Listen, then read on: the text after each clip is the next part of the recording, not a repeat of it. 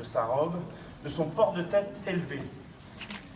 Zingaro, l'étalon fétiche de Bartabas, l'a notamment fait connaître dans le monde entier.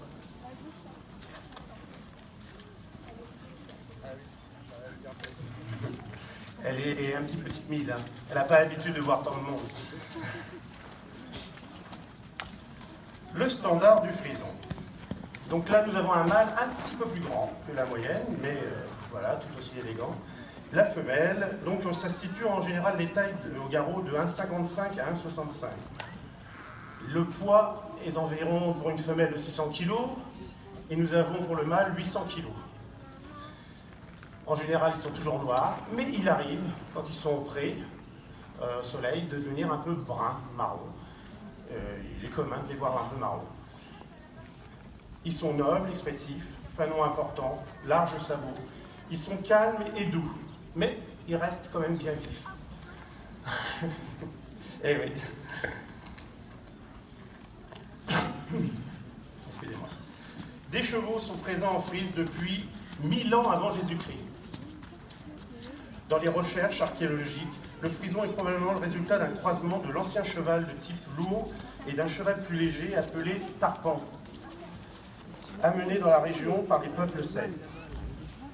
Jules César l'appréciait. On comprend pourquoi. Puisqu'il évoque les formidables chevaux de bataille de peuple frison, sous le nom Frisi. En son temps, quelques-uns de ces chevaux sont amenés en Angleterre par les Romains. Ils participent ainsi à l'élaboration de la race, reconnue comme les poneys. Au Moyen-Âge, ils bénéficient de l'engouement et de la noblesse pour les chevaux, blancs, noirs, crinières longues, et aux allures coupées. Il sert probablement de cheval de guerre, grâce à sa capacité de portage et à la solidité qui lui permet d'emporter les hommes en armure. Il est alors exclusivement réservé aux seigneurs.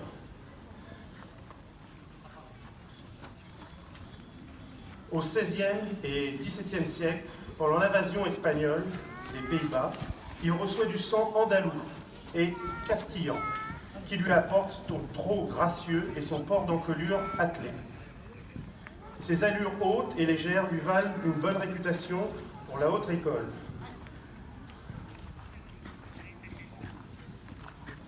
Au XVIIIe siècle, les officiers supérieurs de l'armée profitent de ses allures relevées, de son trot léger et rapide, de son port d'encolure et de son allure sombre pour intimider l'ennemi au combat. Le roi de France, qui possède alors les Pays-Bas, vote une loi pour fournir les officiers de l'armée avec ses chevaux et octroie des primes d'élevage aux meilleurs étalons reproducteurs dans l'intérêt de la cavalerie militaire. Au XIXe siècle, avec sa nouvelle mode de course de trot, les courses de frison montées ou attelées à la chaîne frisonne deviennent très populaires. Ce trotteur est paradoxalement menacé d'extinction. En effet, réputé le plus rapide d'Europe, le frison est victime de son propre succès. Pour améliorer ses performances, les éleveurs n'hésitent pas à croiser avec les trotteurs Orlov de Russie et les Morgan américains, d'où naît l'Oldenburg. La modernisation de l'agriculture finit par mettre la race en péril. Ainsi,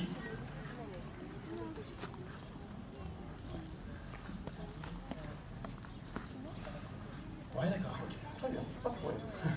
Ça sera fait. C'est en plein cœur de la crise en 1879 que le registre d'élevage frison s'ouvre grâce à deux nobles nostalgiques. En 1913, il regroupe 3 derniers étalons frisons, qui restent encore dans une vaste bâtisse.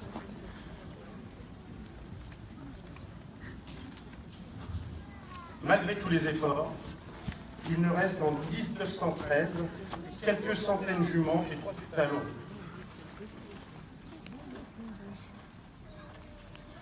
Dans les années 60 à 70, le frison est menacé en raison de l'engouement immodéré pour le pur sang.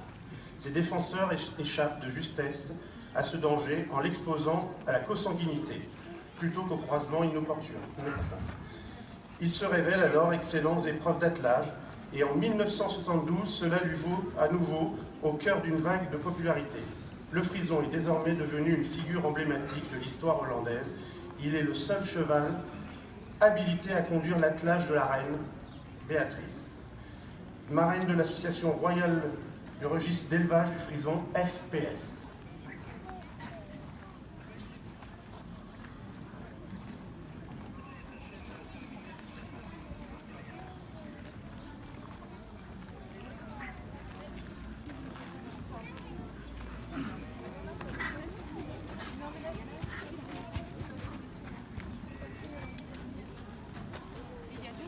Allez, Nana. Sinon, je vais vous parler des choses plus terre-à-terre que tout le monde aime bien. C'est que c'est un cheval formidable de randonnée. Alors là, vous n'avez pas de problème. Il est froid, il est calme. Chez le frison aussi, on peut spécifier que le mâle peut être entier. Là, il est blond. Il a été acheté ça par son cavalier. Mais il y a très fréquemment des entiers chez les frisons, car il n'y a pas de problème. Avec des femelles qui sont en chaleur. Des animaux très froids.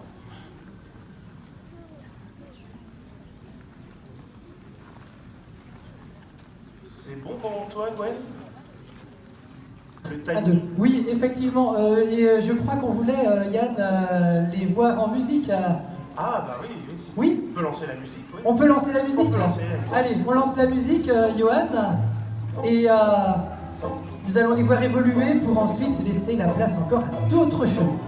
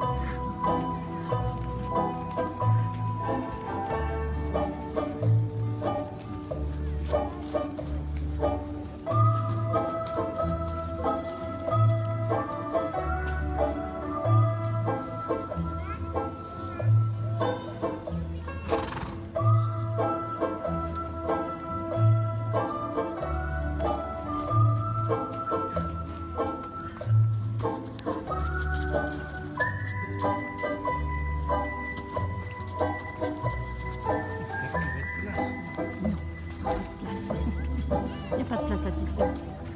Oui.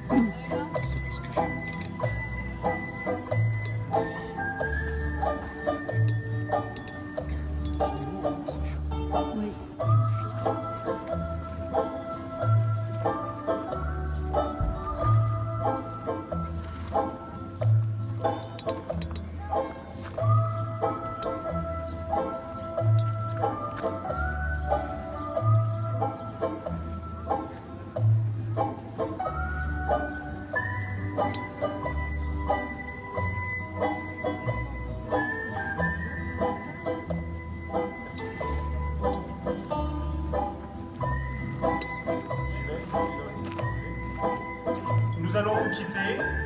Nous vous remercions de vos applaudissements. Et n'hésitez pas à venir nous voir sur Facebook. Nous avons un site, un groupe qui s'appelle Frison Bretagne. Un grand merci Yann et bien sûr à ces deux équipiers, Olivier Ruello et puis pardonnez-moi mais je n'ai pas retenu le prénom. Le prénom? Michaela. De la jeune fille. Ah, Michaela. Michaela. Merci donc à tous les... Bon.